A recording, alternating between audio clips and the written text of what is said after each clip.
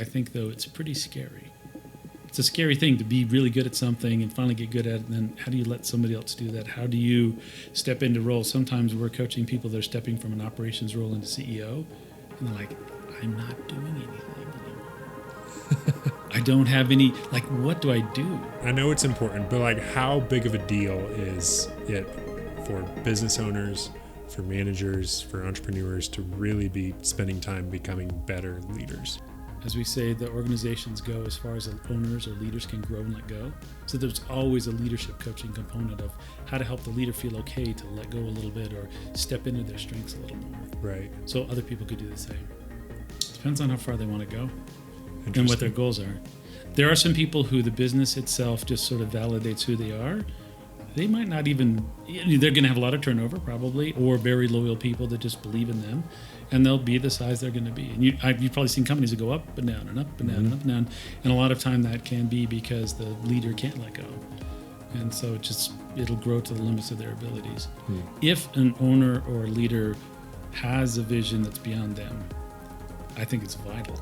A lot of people do it themselves. They'll go to Vistage, they'll go to, there's lots and lots and lots of resources. Just talking to buddies about, hey, how do you do this? And being open to different approaches or criticism or just understanding your impact. I think those are pretty big. Those are basic. A lot of people, I think, though, it's pretty scary.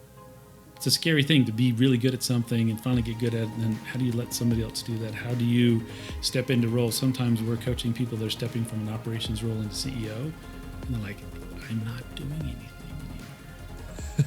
I don't have any, like, what do I do? I mean, almost everybody's trying to add value. And helping them figure out how to add value that adds value to the organization. What does the organization need first? Right. And then what do you need second or maybe third after the team? Yeah. Is really vital. And when people get it, life becomes a lot better for them. What are some of the main ways you've seen business owners hijack growth? Usually it's insecurity. When you see people pushing harder or demanding things or like, wait, what's happening? They reach the edge of their feeling of competency and they get insecure, and so they start pulling things back. Like, well, no, you have to have that decision through me. I'm wondering what's happening here. Or they give somebody a little too much latitude to the point where that person fails, and they're like, see, I told you, and pull it back. So it really comes down to, as scary as it might be, that most of the work in a business that is needed is with the leader and how they show up. I wrote a book about that a while back, and I thought it would take 6 months. It took 6 years.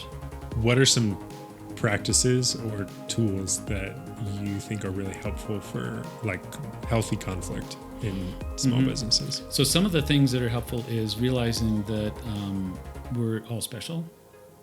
So and that sounds kind of hokey, but if in the absence of other information, I am normal. If you're just like me, you're normal. If you're not, you're probably a problem. Because I don't know what you and I would go, why is that pretty? I don't know what that deal is.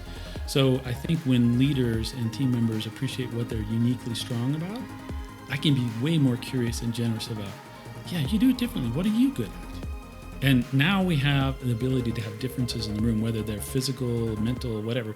There's differences in the room that give us more richness. I'm actually thinking about a situation, we talked a little bit about conflict and having disagreement that's actually serving, because people don't usually do it enough.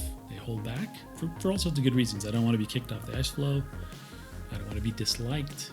Right. I don't know what the issues are. But we were having a conversation once in one of our meetings, and I was in pretty heavy disagreement / conflict with one of our team members. So we had 6 people around the room. And we were really started going at it. And it was pretty emotional. And, that's okay. We're supposed to do that.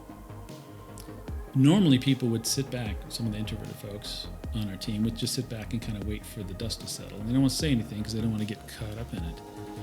But one of the persons said, hey, I'm wondering how much this is a personal issue versus a business issue that we should be talking here right now. That was it. It wasn't a poke. It was a question. And it led me to realize that I had gotten more personally wrapped up in it that was helpful, and the other gentleman as well. So we were able to sort of chill out on that because we had a space open enough so somebody could say that. So I think the quiet people are thinking are just as important as the ones that are going at it in conversation.